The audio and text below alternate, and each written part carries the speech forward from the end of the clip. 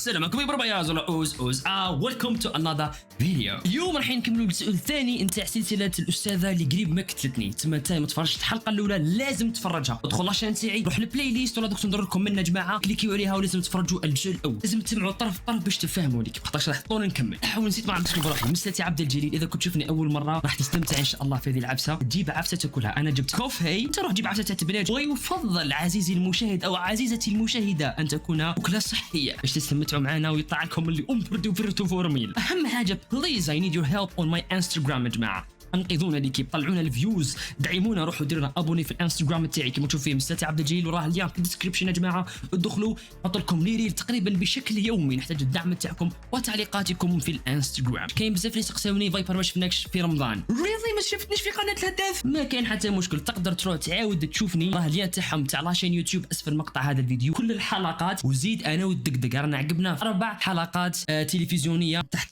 روحوا ديروا ابون ليتس بلاي يا جماعه، ما تحشمونيش قدام ليتس بلاي يا جماعه، ديروا ابوني وتفرجوا الحلقات واحده بوحده راح تلقاوني انا والدقدق لعب ضحكنا وقصرنا. نتكلم عليكم يا جماعه. اما الان ليتس جو. سمحوا لي خوتي على اخر فيديو جو قطعته في النص، الله غالب هو صار مشكل في المونتاج وما حبيتش نحط الحلقه، مي ان شاء الله مش راح يزيد يتكرر this problem again I promise. المره الدوزيام نقول كي جيت نهز الساكوشه وجيت الكورطابل تاعي والفيستا وجات تجري ثم دخل الدار خذ بدات تجري عقابي خوتي وانا قاعد نجري هكذا يا جماعه، قلت باش نهرب منها هكذا، قلت يا ربي ندعي نلقى الباب اللي يدخلوا منه التلاميذ محلول، ونتفاجئ بانه مسكر بالبنات ما كانش كيفاه، وانا نسمع فيها موراي شغل لايك مونستر يا جدك. تخيلوا شغل نلعب في جو دور يا جماعه مش حتى بنادم عادي. وقعدت نجي هكذا ما لقيت حتى حل اني لازم نروح المكتب المديره فورا. ما كانش حل، ما عندي ما ندير. دخلت المكتب المديره خاوتي وجات مورايا تجري ودخلت ثم صارت شغل الروينه والمديره ثم جماعه في مسكم مش نزار، كانت مع واحد لابس كوستيم حطه باين بالكش ما والي بالكش ما مفتش اللي ديك الفوضى جايبه شغل تفرفدت من هكذا. استاذ راه تضربني راه تقتلني اما نحكوني علي كنت تيتشر. دخلت ثم تشرب كنت المديره تعيط، هي تعيط تقولها كالمي روحك وانا كالمي روحك. لا لا لا لا لا لا انا تكالميت ثم جماعه، هي ثاني تكالميت يا انا يا هو ما باليش كيفاه من هي تخلطت وقاعده تحلف حق ربي والله ما يدي لا كورطابلو لا الفيستا تاعو غير يقعدوا حتى تخلص الحصه وهو ما يدخلش. هيا فهم شغل حبيت تقتلني للبرد ثم كان الشتاء اللي كيب شغل البرد قارس كيما نقولوا حنا المطر، وخصوصا في الصيف حنا ورانا نسكنوا الحاله راهي ممطره راكم تعرفوا يا جماعه. ما فهمتش علاه شافتها المدير كذا زادت لحقت المراقبه، زاد جا واحد المعلم، هذا المعلم يا ربي شتو اسمه شغل كي تشوفوا باين شغل انواع الاساتذه، كاين هذيك الخشينه باينه باللي واعره، هذاك اللي شغل تلقاه رقيق الله يبارك، تلقاه كبير في العمر وعينه خضراء ولا زرقاء ولحيته بيضاء كذا، تلقى ذاك الاستاذ تلقاه عاق شغل يهضر معاك هكذا يا جماعه. قولوا لي عاد عندكم استاذ كيما هذا، يا بني تعال من هذه الدنيا البحر امامك والعدو امامك فاذا طاطع قش نحن نغرق. دول جاي بهذا جاي هذا ستي هذيك كالمي فيها يتكلمت شويه. المهم قال لي شوف قال لي خليها اعطيهم لها تديهم والله ما نبينش كيفاه. صوني الحصه هز حوايجك وروح. قعدت انا وثم جماعه المراقبه قالت لي ابا شوف ريح هنا قدامي في البيرو، ريحت في المكتب خافت لك ما يصرى بالك هي تضربني ما يصرى ديقات ما يحبوش ما يوصلوا المشاكل راكم تعرف. وانا ثويه ثم داروا لي دروس اخلاق اللي غاضتني يا جماعه. هنا كومبلي جاء واحد المراقب مش المراقب العام، المراقبه العامه هذيك خلينا منها كانت ناس مليحه معايا اوكي. المراقب العام هذا جماعه حاشاكم حاشا قدركم It's the biggest piece of dog shit. طرف هراء انتم يا جماعه حاشاكم حاشا قدركم ليكيب يعني شو كيدخلوا الجاي ما يدير هو جماعه جاي قصير فرشوك خارجه زوج دخل 2 مترات ودخل مسالتي ما تحشمش طيح نظره الاستاذ وراح يضربني وهز واحد التي وكذا. واش الحبيبه كالمه على يعني يزيدوا على توجور يشوفوا باللي احنا برك الغالطين. لا يعني لا الاستاذ ما يغلطش الاستاذ ما يديرش الاستاذ كذا نو لازم تفهموا. هيا لا علينا ثم استنيت جماعه صونات تكالمت الحاله، رحت زيت حوايجي وجيت خارج عادي جدا نورمال شغل ما صرا والو. فاتت الحصه تاعها دوك تولي الامور كما كانت عادي. ندخل اللي يقدرها وانا قدري اوكي وانا خمم ثم نجيب الاب تاعي يا جماعه واللي هو الدقدق. قلت صاي والوصل السيلو هيا قلت عادي جدا. وانا قاعد نمشي يا جماعه مروح الى المنزل، كان الدار مش بعيده علينا يا جماعه، الدار كانت مش بعيده شويه. انا نمشي هكذا يا جماعه ونسمع من ورايا طفطافه اللي ما معناتها طفطافه اللي هي موطو والله دراجه ناريه والله فهمتوني. انا حسبت وش هذا راح يدخل فيا والله ودرت هكذا نلقى زوج جماعه ديجان مقطعين بأتم معنى الكلمه. كي نقول لكم مقطعين يعني قهوه رفيعه، قهوه راكم تعرفوا شنو قهوه مؤسسيه القهوه كما يقولوا احنا. قدر منا هكذا ليكيب ويعرض لابس لاكوست هذيك اللي ما عندهاش ماركه، ايا وجا لي هكذا منه. تا هو مسالتي، انا نهضر معاه قلت هو مسالتي.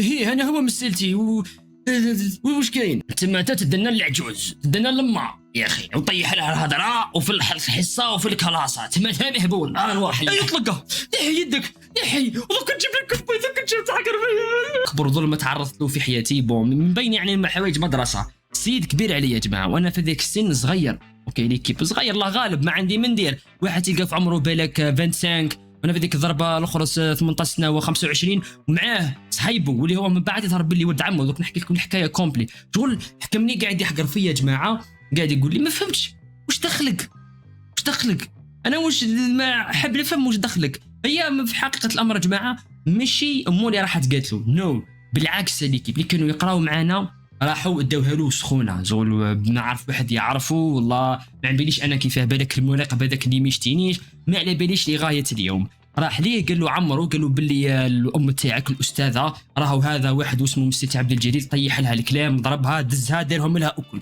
وانا والله العلي العظيم يا جماعه غير من كلمه حشمي قادر روحك كي استاذه ما زدتش عليها، شغل ما حضرت والو، حشمي قادر يروحك فهمتوني. انا باسكو عليها يا جماعه جامي حق الانسان الكبير نطيح له والله نقول له كلام غير لا راح يضربني والله ذيك حاجه واحده اخرى. استاذ مستحيل نهز عليه يدي يا جماعه. مطرونقليني هكذاك ما فهمتش كيفاه ومن بعد دزني قال لي امشي يا دزني هكذا وقال لي حق ربي كنت تعاودها.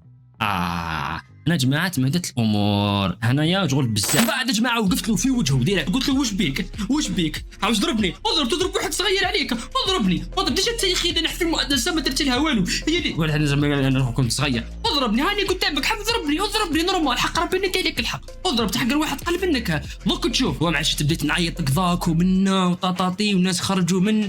والحاجه اللي عجبتني ثاني خاوتي جا واحد الشيخ من حيث لا ادري ما فهمتش شغل حسيت روحي في فيلم حق ربي شغل فيلم راه قايم شغل خرج من الجامعه كذا جا شغل الشيخ كبير عنده ثاني حكمه جماعه شغل اللحيه طالقه من كذا. ما تقلقش يا وليدي حجم راه هذا في عوض ابنك فهمني من واش نعوض بني الحاج واش نعوض بني الحاج يهديك ربي راه قدي جام برك انني اقل منه في العمر بالك ب7 سنين ولا قادر روحك الحاج قادر روحك. معليش وليدي معليش روح تتروح ما كاين والو يا ربي يجعل الخير ان شاء الله. روح تخليو يا القوم القوط. تخيلوا احنا في الصراعات في النزاعات هو شرط عطاها انا ديريكت روحوا تصلي وعاود ماكم تهاوشوا. هو عنده الحق يعني على كل حال تفاهه كيف الامر تافه كبر لهذه الدرجه. بعد تفرقت يا جماعه روحت الدار عادي وشني خبرت بوي صح ما قلت لهمش على هذا الطفل والله على الجست اللي دارها راكم على بالكم يا جماعه ما حبيتش ولكن خطا كان من المفترض اني نقول الاب تاعي والام تاعي. بصح يا جماعه من بعد راح بوي وراح ما وشغل وتلموا ثم في الصيام حكاو قالوا واش راه صاري واللي زادت غاضتني ما اكثر. تخيلوا معي ما اكثر انه كي رحت يا جماعه كذبت عليا شغل كذبت زادت فيها بزاف.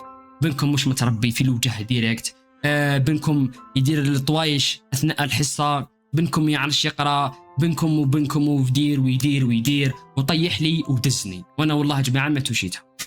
هذه اللي راهي غايضتني ما فهمتش عليها يا جماعه. شكون اللي تعرض منكم للظلم كيما هذا يهبط لتحت يكتب لنا في لي كومونتير وفي الطريق يا جماعه يدير جام وابوني اذا عاد مش ابوني بالطبيعه.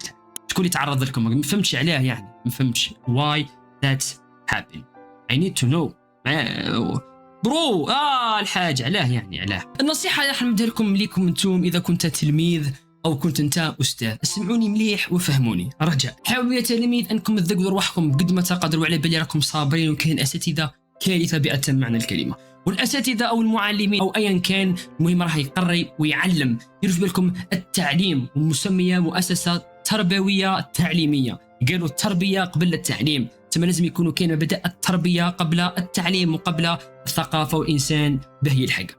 تما انت اذا عدت تلميذ حاول قدر المستطاع انه من ذاك يجيك استاذ يقلق عليك يعيط عليك يزقي عليك منا حاول انك تفوتها ما تديش الامر الشخصي والله بالك قلق بالك راه يحاسبك والله بالك يقول راه دوك يقرا دوك يعدل روحه فوت كي يعود يهضر خليه يهضر. ولكن نفترض انه زاد الامر عن حده هذا الاستاذ بدا يلحقك بدا يضربك بدا يدير لك من هنا توقف وحالا سارع بانك تخبر لي بارون تاعك بانك تخبر بالك المدير. اذا لقيت ان المدير مش ناس ملاح مش واقف معاك روح خبر والديك، ووالديك يجيو يتعاملوا بالطريقه التي هي احسن، يحاولوا انهم يحكيوا مع الاستاذ ولا الاستاذه، يفهموه، يقولوا له لا لا مش هكذا، ما تضربش ما ديرش منا. ممكن الاستاذ راح يفهم، ممكن يتبدل النظره تاعو ليك بعد ما يجيو الاولياء الامر تاعك. فهمتوني؟ حاولوا بالتي احسن، ما تلجؤوش الى العنف، لا نستعمل العنف بالعنف، يعني ما نردوش السوء بالسوء، هذه الدنيا اللي كيف. فهمتوني يا جماعه؟ جامي دير السوء بالسوء، حاول قدر المستطاع انك تعالج الامور بالتي احسن. عندك ولي امرك، اتصل بولي امرك يفريها ان شاء الله. الاساتذه يهديكم ربي، يا المعلمين هذا الميساج ديروا هذا الفيديو، ديروا في التيك توك وطلقوه بارتو. يا الاساتذه والمعلمين بارك الله فيكم، احنا رانا تلاميذ، راه عندنا قلب، راه عندنا الحمل، عندنا مشاعر، فيلينغز، هرمونات بزاف العفايس. حاولوا انكم تفهمونا، ما تحقروناش، ما تقولوش الكلام اللي يطيح، ما تحسبوناش انه كي عدنا احنا ما نعرفوش نقراو ولا ما نعرفوش نكتبوا رانا اغبياء ولا انتهى علينا الامر ولا الدنيا حبست وتسكرت. ربي سبحانه خلق وفرق كل انسان وعقله وتفكيره. تما رجاء حاولوا انكم ما ديروش العنف مع التلاميذ وما تحقروش الزواوله اللي الله غالب عليه.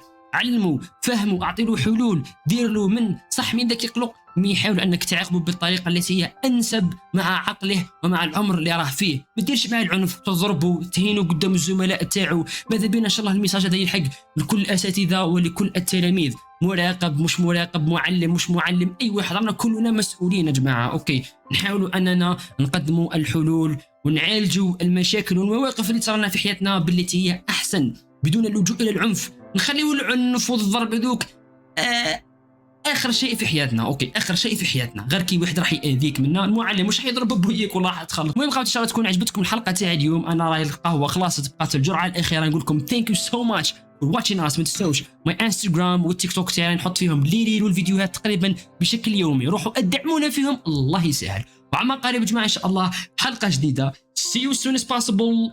وديروا جام ابونيا. سلام.